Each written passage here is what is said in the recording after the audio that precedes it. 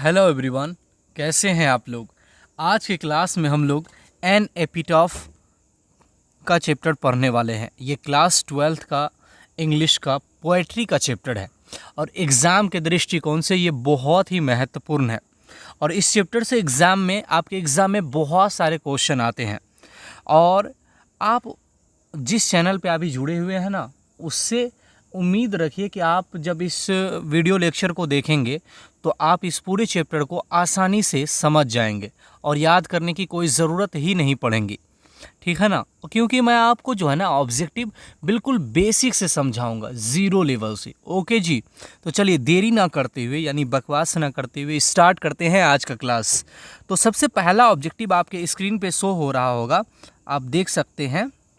पहला क्वेश्चन आपके कहता हु हैज़ रिटेन या composed the poem an epitaph. Written मतलब होता है, मैं थोड़ा सा इसको कम कर लेता हूँ मेरी जान, यहाँ पे देखिए इसको कम कर लिया मैं, ठीक है 20।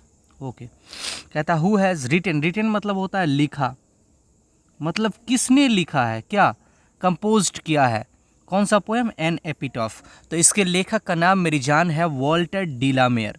तो इसके लेखक का नाम वॉल्टर डिलामेयर है। रिटेन मतलब होता है लेखक, इस चैप्टर के लेखक का नाम है वॉल्टर डिलामेयर। उम्मीद है कि आप समझ गए होंगे।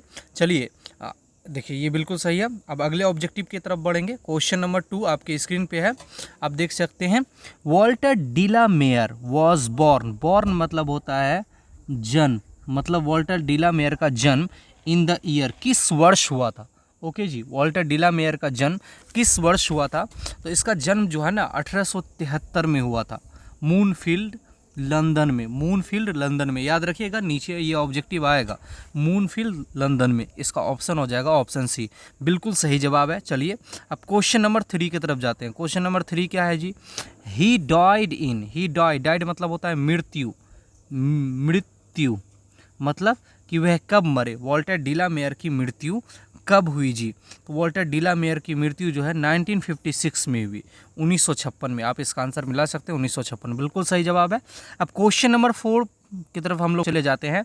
कहता है वॉल्टर डिलामेयर बिलोंग्स टू, वॉल्टर डिलामेयर कहाँ से बिलोंग्स करते थे, मतलब कहाँ के निवासी थे वो। तो वॉल्टर डिलामेयर जो है ना मेरी जान, याद रखिएगा कि वॉल्टर डिलामेयर ये जो है इंग्लैंड से थे, मूनफील्ड इंग्लैंड से, मूनफील्ड। और मूनफील्ड जो पड़ता है ना वो लंदन में पड़ता है, लंदन में। ओके जी, याद रखिएगा लंदन। इसका ऑप्शन हो जाएगा ऑप्शन बी, बिल्कुल सही जवाब है। बिलोंग्स मतलब संबंध रखना, याद रखिएगा। चलिए समझ रहे हैं ना। यदि आपको वीडियो अच्छी लग रही हो तो आप जो है ना कमेंट करके ज़रूर बताइएगा, ओके जी। और अच्छी लगे तो शेयर ज़रूर करिएगा। चलिए, Walter de la Mare belonged to dash century, century मतलब होता है शताब्दी, शताब्दी मतलब वॉल्टर डिलामेयर किस शताब्दी से जो है मतलब किस शताब्दी के कवि थे। ये 20th सेंचुरी यानी 20वीं शताब्दी के कवि थे, ये 20वीं शताब्दी के कवि थे। ओके जी, उम्मीद है कि आप समझ गए होंगे। चलिए इसका आंसर मिला लीजिए, ये ऑप्शन बी बिल्कुल सही जवाब है। अब क्वेश्चन नंबर 6 की तरफ हम लोग चले जाते हैं। क्वेश्चन नंबर 6 को सही से समझिएगा। कहता है एंड और व्हेन आई क्रम्बल, व्हेन मतलब होता है जब, आई मतलब मैं, क्रम्बल मतलब टुकड़ा टुकड़ा, जब मैं मेरा टुकड़ा टुकड़ा हो जाएगा, हु विल रिमेंबर कौन याद रखेगा, मतलब मुझे कौन याद रखेगा। कहता है जब मैं मर जाऊंगा यानी मेरा टुकड़ा टुकड़ा हो जाएगा तो मुझे कौन याद रखेगा। ये किस चैप्टर की बात कर रहा है तो मेरी जान ये एन एपिटॉफ की बात कर रहा है। एन एपिटॉफ में ऐसा बात किया गया। तो आप जब चैप्टर का लेक्चर देखेंगे तो उसमें बिल्कुल समझ जाएंगे। तो इसका आंसर हो जाएगा ऑप्शन सी। चलिए क्वेश्चन नंबर 7 आपकी स्क्रीन पे शो हो रहा है। चलिए क्वेश्चन नंबर 7 को पढ़ते हैं। कहता है द टर्म क्रम्बल, अब क्रम्बल मतलब मैं बताया ना मृत्यु के बाद टुकड़ा टुकड़ा को लेकर के बात हुई है। यूज़ द पोएम, ये जो कविता में यूज़ हुआ है एन एपिटॉफ में, ये किस चीज़ के लिए यूज़ हुआ है तो मृत्यु के लिए यूज़ हुआ है। तो इसका आंसर ऑप्शन ए हो जाएगा कि ये मृत्यु के लिए यूज़ हुआ है जी। अब इसका आंसर देखिए ऑप्शन ए है ना, बिल्कुल सही जवाब। अब चलिए क्वेश्चन नंबर 8 की तरफ हम लोग चलते हैं। देखिए कहता है हु रोट, हु मतलब होता है कौन, रोट मतलब होता है लिखा, किसने लिखा है द पीस मतलब ये टुकड़ा, कौन सा टुकड़ा, why I am not a Christian, मैं क्यों एक क्रिश्चियन नहीं हूँ, इसको लिखा है बर्ट्रैंड रसल ने, बर्ट्रैंड रसल ने, ऑप्शन ए। आप देख सकते हैं इसका जवाब बर्ट्रैंड रसल, ऑप्शन ए बिल्कुल सही है। अब क्वेश्चन नंबर 9 की तरफ हम लोग जाएंगे। कहता है द पोएट थिंग्स, कभी सोचते हैं, दैट मतलब कि, द पोएट थिंग्स कभी सोचते हैं कि, क्या सोचते हैं, dash is not every lasting, मतलब एवरी लास्टिंग मतलब होता है हमेशा के लिए क्या चीज़ नहीं है। तो भाई ब्यूटी जो है ना, सुंदरता हमेशा के लिए नहीं होती है। सुंदरता क्योंकि वो एक समय के बाद ढल जाती है, चाहे कोई भी कितना भी सुंदर क्यों ना हो मेरी जान, तो उसकी सुंदरता एक ना एक दिन ढल ही जाती है। और सुंदरता ढलने के बाद उसके कर्म की सिर्फ पहचान रहती है, सुंदरता की पहचान कुछ भी नहीं होती है। आप इसका आंसर देख सकते हैं कि ऑप्शन ए बिल्कुल सही जवाब है।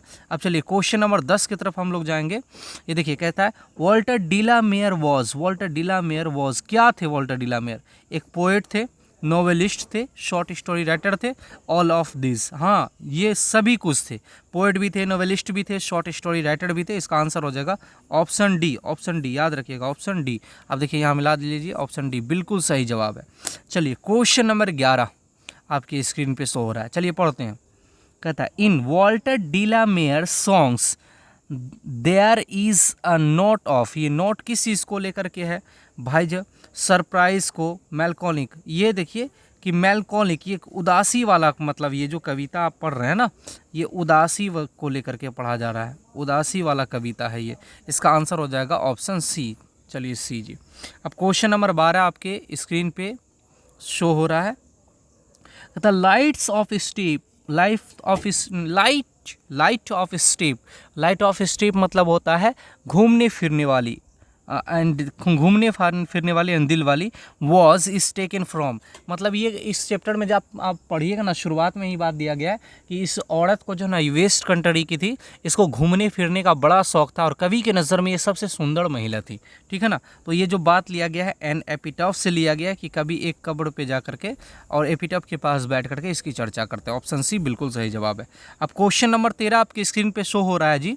कहता है इन विच द पोएम, इस कविता में, इन विच द पोएम, इस कविता में डज द पोएट एक्सप्रेस, कवि ने एक्सप्रेस किया यानी व्यक्त किया, एक्सप्रेस मतलब होता है व्यक्त करना, कवि ने व्यक्त किया है ही सैड फीलिंग, अपना उदासी वाला feeling, for a beautiful lady, वो ब्यूटीफुल लेडी को लेकर के जो व्यक्त किया है वो किस चैप्टर में किया है, एन एपिटॉफ में किया है जी, एन एपिटॉफ। और वो कहाँ की औरत है, वेस्ट कंट्री की है, वेस्ट कंट्री याद रखिएगा, वेस्ट कंट्री की ये महिला है। ओके जी, ऑप्शन सी बिल्कुल सही जवाब है। अब चलिए क्वेश्चन नंबर 14 आपके स्क्रीन पे है, आप देख सकते हैं। अब कहता है वॉल्टर डिलामेयर न्यू वॉल्टर डिलामेयर न्यू जाने जाते हैं हु इज़ नॉट डैड, मतलब ये किसको लेकर के बात है, लेडी को लेकर के, डैड को लेकर के बात कर रहा है वो। चलिए ऑप्शन बी बिल्कुल सही जवाब है। अब क्वेश्चन नंबर 15 आपके स्क्रीन पे शो हो रहा है जी, आप देख सकते हैं। चलिए एडजस्ट कर लेता हूँ। अच्छा आप लोग समझ रहे हैं ना, यदि आपको वीडियो अच्छी लगी ना, अच्छी लगी रही हो तो आप लोग बेटा भाई दोस्त यार मेरे जो है ना कमेंट करके ज़रूर बताइएगा कि क्या कमी है, क्या आपको अच्छा लग रहा है, क्या कमी लग रहा है, ये सब ज़रूर बताइएगा, फिर मैं इम्प्रूव करूँगा। अगर आपको ख़राब लग रहा है या अच्छा लग रहा है तो आप ज़रूर कमेंट करिएगा, ठीक है ना जी। चलिए क्वेश्चन की तरफ बढ़ते हैं। कहता वॉल्टर डिलामेयर मैक्स, वॉल्टर डिलामेयर मैक्स मतलब Walter us aware of the, मतलब वॉल्टर डिलामेयर मैक्स बनाते हैं खुद को, कैसा बनाते हैं, in human conditions of modern life, in human conditions of modern life का मतलब होता है आधुनिक जीवन की अमानवीय स्थिति को लेकर के वो बनाते हैं। तो इसका आंसर हो जाएगा ऑप्शन ए जी। चलिए जी क्वेश्चन नंबर अब 16 की तरफ चले जाते हैं जी, ठीक है ना। कहता है द लेडी, ये जो लेडी मेंशन है इन द पोएम, इस कविता में, ये लेडी की जो बात किया गया है इस कविता में, एन एपिटॉफ में, बिलोंग्स टू, कहाँ से बिलोंग करती है, अभी जस्ट मैंने आपको ऊपर बताया था, बताइए कमेंट करके आप बता सकते हैं। तो ये बिलोंग्स करती है वेस्ट कंट्री से, वेस्ट कंट्री पश्चिमी देश से। इसका आंसर हो जाएगा ऑप्शन सी, बिल्कुल सही जवाब है जी। अब क्वेश्चन नंबर 17 की तरफ हम लोग जाएंगे। देखिए क्वेश्चन नंबर 17 आपके स्क्रीन पे है। कहता है वॉल्टर डिलामेयर रिसीव, वॉल्टर डिलामेयर जो रिसीव किया order of merit, order of merit मिला था इसको प्राइज़ के रूप में, क्वीन एलिजाबेथ द्वितीय ने इसको दिया था, 1953 में दिया था, याद रखिएगा 1953 में इसको ऑर्डर ऑफ मेरिट मिला था क्वीन एलिजाबेथ द्वितीय के द्वारा। ओके जी, 1953 इसका ऑप्शन हो जाएगा, सी बिल्कुल सही है। चलिए क्वेश्चन नंबर 18 आपके स्क्रीन पे शो हो रहा होगा, देख सकते हैं। कहता है dash honoured with the order of merit 1953। Dash को मतलब ऑर्डर ऑफ मेरिट से दिया, ऑर्डर ऑफ मेरिट दिया गया, तो भाई वॉल्टर डिलामेयर को ऑर्डर ऑफ मेरिट दिया गया। अभी जस्ट ऊपर मैंने पढ़ा था, इसका आंसर हो जाएगा ऑप्शन सी। चलिए ठीक है जी, अब यहाँ पे चलिए, कहता है the poetic device which is the use the poem an epitaph. The poetic device use in the poem, ये क्या चीज़ यूज़ किया गया है, तो एम्बिग्यूटी यूज़ किया गया है। एम्बिग्यूटी, इसको याद रख लीजिएगा, थोड़ा सा रिवाइज कर लीजिएगा इस क्वेश्चन को। इसका आंसर हो जाएगा 19 का डी हो जाएगा जी, 19 का डी। अस्पष्टता को लेकर के, एम्बिग्यूटी का मतलब होता है अस्पष्टता से बात की गई है। चलिए क्वेश्चन नंबर 20 की तरफ चले जाएंगे। जो थोड़ा सा डाउट हो ना भाई, उसको थोड़ा सा रिवाइज कर लिया, ठीक वही क्वेश्चन है। Which the poetic device suggested 2 layers of meaning, तो इसका प्रश्निफिकेशन हो जाएगा आंसर, प्रश्निफिकेशन जी। अब देखिए 21 नंबर क्वेश्चन आपके स्क्रीन पे है, कहता है हाउ रेयर, सही से समझिएगा, how rare it to be, मतलब कितना कठिन है इसको पाना। एंड व्हेन आई क्रम्बल, जब मैं मर जाऊंगा। तो ये लाइन कहाँ से लिया गया, रेयर से आप याद रख लीजिएगा कि ये एन एपिटाफ की बात हो रही है, एन एपिटाफ की, ठीक है ना। ये लाइन को याद रखिएगा, एग्जाम में पूछा जाता है, बहुत इंपॉर्टेंट लाइन है। कहता है which one of the following, इसमें से कौन, which one of the following होता है निम्न में से कौन, द फेमस वर्क, मशहूर काम है वॉल्टर डिलामेयर का। कमेंट करके आप बता सकते हैं, मैंने आपको लेक्चर वाले वीडियो में, ऑब्जेक्टिव लेक्चर वाले वीडियो में बताया है जी।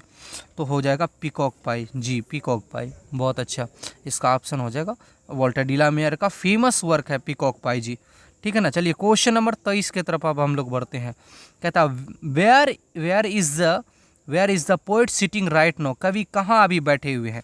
कवि जो अभी बैठे हुए हैं ना, एन एपिटफ, नियर एन एपिटफ, एक कब्र के पास बैठे हुए हैं, मतलब कब्र के पास, कब्र के पास, एपिटफ के पास बैठे हुए, ऑप्शन हो जाएगा ए जी।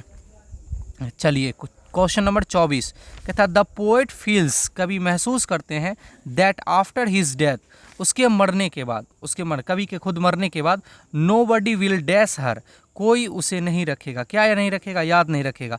अरे भाई कोई अपने पिताजी को, अपने दादाजी को याद रखबे नहीं करता है, अब इस वेस्ट कंट्री की महिला को कौन याद रखेगा। कवि वही पछता रहे हैं कि मेरे मरने के बाद इस सुंदर महिला का ख्याल कौन रखेगा, मैं तो अभी जिंदा हूँ तो इसके कब्र पे चला आता हूँ, मेरे मरने के बाद इस महिला को कौन याद रखेगा, कोई याद रखने वाला नहीं है। और ये दुनिया की जो है ना तल्ख हकीकत है कि किसी भी इंसान को आप कितना भी चाहते हो, कोई भी हो, आपके 40 दिन 45 दिन 1 महीना मरने के बाद जो है ना तकलीफ होती है, 1 महीना 1.5 महीना तक, उसके बाद सभी को सब भूल जाते हैं जी, ठीक है ना।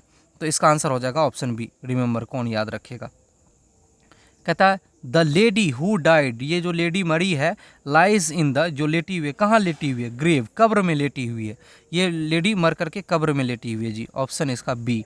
अब चलिए क्वेश्चन नंबर 26 आपके स्क्रीन पे है, कहता है इन विच द पोएम, इस कविता में, डज द पोएट एक्सप्रेस, कवि ने एक्सप्रेस मतलब व्यक्त किया है, एक्सप्रेस मतलब होता है व्यक्त करना, ही सैड फीलिंग, अपने उदासी वाले फीलिंग को ब्यूटीफुल लेडी को लेकर के किस चैप्टर में बात किया, एन एपिटफ। यार कितना बार ये क्वेश्चन घुमा करके दिया हुआ यार, इसका आंसर हो जाएगा ऑप्शन ए, ठीक है जी। अब क्वेश्चन नंबर 27 आपके स्क्रीन पे शो हो रहा है, देखिए, कहता in the line I think she was the most beautiful lady, मतलब मैं सोचता हूँ कि ये जो है बहुत सुंदर महिला है, ये कहाँ में बात किया गया, एन एपिटफ, सुंदर महिला की जब भी बात हो, सुंदर महिला की, एन एपिटफ, ठीक है जी। इसका आंसर ऑप्शन बी हो जाएगा। चलिए यहीं पे आपका चैप्टर हो गया समाप्त, मैं यहाँ पे फिनिश लिख देता हूँ कि उम्मीद है कि आप लोग समझ गए होंगे। और आपसे थोड़ा सा एक रिक्वेस्ट है कि यदि आपको दोस्त भाई मेरा अजीज़, यदि आपको वीडियो अच्छी लगी हो तो आप मेरे वीडियो को शेयर ज़रूर करिएगा और सपोर्ट ज़रूर करिएगा, क्योंकि आपके सपोर्ट के बिना मेरा आगे बढ़ना संभव नहीं है। तो मिलते हैं अगले वीडियो में, तब तक के लिए आप अपना ख्याल रखिए, टेक केयर, बाय बाय।